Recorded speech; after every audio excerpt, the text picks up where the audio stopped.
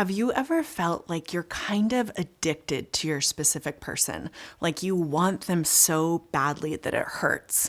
Or have you ever felt that you are clingy or desperate for them and you really don't know how to make that stop? If so, this video could actually change your life. What I'm describing right now is called anxious attachment, and it's one of the main things that people who are manifesting a specific person are experiencing inside themselves. It also is something that sabotages being able to manifest your specific person. So in this video, I want to give you the essential steps to overcome your anxious attachment so you can finally manifest your SP. Before I jump in, I want you to know I have a brand new workbook for you. It's called How to Be Chosen by Your Specific Person. Just comment chosen in the comments below and I will get you a copy ASAP. Also know I have a free video training for you to manifest your specific person, so stay tuned to the end of the video and I'll tell you all about it. Okay, let's jump in. First, let's talk about what anxious attachment is and why you feel this way in relationships. So you know you are anxiously attached if you feel any of the following. Super clingy of your specific person, almost like your happiness depends on being with them. Again, like I said, it feels like an addiction, like you have to have them and you can't make that feeling go away.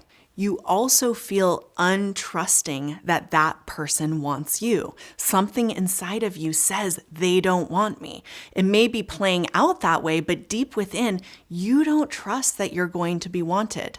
What this creates is an insecurity inside of you, a sense that you are not going to be chosen.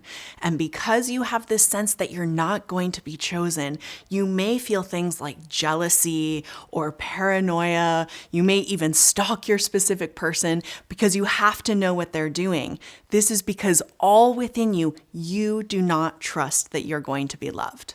So if you relate to any of this, I know that it can feel really awful. And I want you to know that I personally know what it's like because I used to feel that way too. Back in the day, I used to feel so unchosen in love. It made me feel incredibly insecure. I felt like I was never going to be shown up for. It was a vicious cycle, but there is a way through and we're about to get to that. First, I want to talk about why are we anxiously attached? Your attachment style comes from your early childhood, and I think it's safe to say it comes from your first 3 years of life. Anxious attachment is your blueprint for relationships, and essentially what it is how you learn to be in a relationship based on your early childhood relationships. So if in your family you felt left or abandoned or not really shown up for, then you can have an anxious attachment. And essentially what anxious attachment is, it's an ingrained belief that says, love's not going to show up for me. And we know how manifesting works. Your beliefs or what you dominantly think is going to happen to you is what you create in outer relationships. And so if deep down you believe that love is not going to show up for me, you are more likely, in fact, you're really, really likely to create relationships where love doesn't show up. Now, the good news about all of this is you can actually change your attachment style. And that's what this video is all about. I personally know what it's like to go from anxious attachment to secure attachment. There are specific techniques you can do. And when you move into secure attachment, here's how you're going to feel. You're going to expect people to show up for you. That's very different than anxious attachment. You're going to expect that you are loved just as you are. You're going to start to really believe and feel confident that you can have a long-term relationship. So changing your attachment style from anxious to secure is really, really important. And this is exactly how you do it. The first step is for you to show up for your inner child. So sometimes I'm surprised how many people really are reluctant to do this type of work, but this can be the biggest thing that shifts your reality, not only with your specific person, but your reality in romantic love forever. So your inner child is that part of you that did not feel shown up for when you were little. It's the part of you that felt like they weren't paying attention to me or they weren't there or somebody left. And that part of you still is inside of you, and it's likely still hurting from time to time. Anytime you feel triggered in a relationship and you feel like you're being left or you feel like you're not going to be loved, your inner child has come up. Now it's your work to show up for this part of yourself. How do you do that? You simply talk to that part of you in a loving way. So the way I would do that is I would close my eyes, I'd put my hand on my heart, wrap my other hand around my body, and I would say things to that part of myself like, I love you. I know you are scared right now. I'm here for you. I'm not going to leave you. By learning to really show up for your inner child, you are healing that very part of you that felt left and abandoned by relationships. And doing so can be a huge way to shift from anxious to secure attachment. The second step for you to take is to see your worth and value. So when you have anxious attachment, you have that belief system of, I'm not going to be loved. It's some version of that. Love is going to leave me. Love is not going to show up for me. And essentially what all of that is a belief of, I'm not worthy of being loved. So the way that you can shift this is to start telling yourself how worthy of love you are. This is really what basic or gentle self-love is. So start an affirmation process. You definitely want to try to do it daily and say things to yourself like, I'm worthy of love. I'm a beautiful person. I'm worthy of feeling good in my life and relationships. If you stick with this and you do this daily, you will start to see a shift in what you believe you will create in relationships. And this will shift what you actually receive from others. The third step you want to take is to forgive people in your past.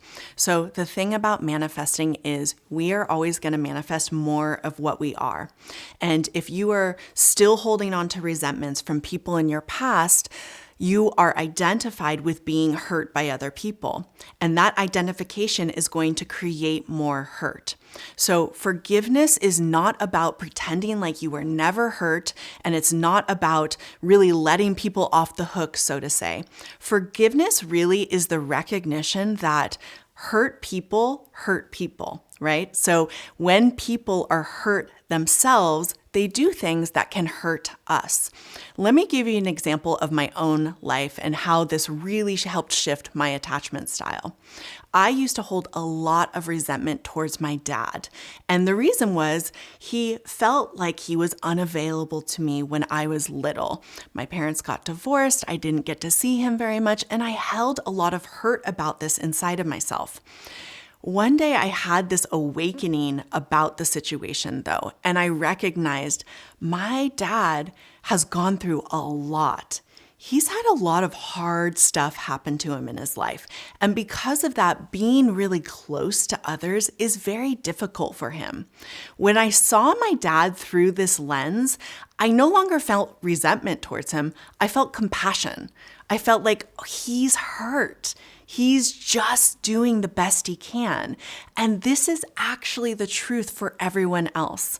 So again, forgiving others is not about just letting people off the hook or pretending you're not hurt, but it's really a way for you to free yourself so you don't have to walk around with the identity that I'm someone who always gets hurt.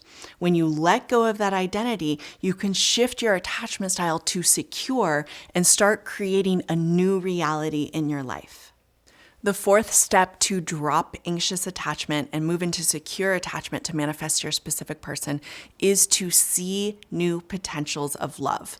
So here is something that happens to a lot of people who are manifesting a specific person. They get tunnel vision. And I know this because I did the same thing when I was manifesting my SP. We can become so focused on that other person and getting a result with them that we forget to open up our eyes and see that there are other potentials for love out there. I am not talking about opening yourself up to dating someone else if that's not what you want to do. But I am talking about opening yourself up to the potential of a new type of relationship. When you are stuck in that tunnel vision and you are so focused on not getting the love you want, that is all you see. Your work as a manifester is to think differently, to imagine differently, to dream bigger for yourself. So you have to start looking around and seeing examples of couples that resemble the type of relationship you want. You have to really work on imagining being someone in that type of relationship. When you do this imaginal work, you'll become more familiar with this type of love, and that will be the very thing that will magnetize it to you. If you really want my guidance on how to manifest your specific person as quickly and as beautifully as possible, definitely type chosen in the comments below. You'll get my new free PDF, and you'll also be invited into my new masterclass, The Specific Person's Secret. You definitely want to dive into that masterclass because I give away my best secrets and techniques to manifest your specific person ASAP. Also, if you want to hear about all the juicy details of how I manifested my SP after a brutal breakup, definitely watch this video next. Thank you so much for being here with me. I love being here with you. I'll see you soon. Bye.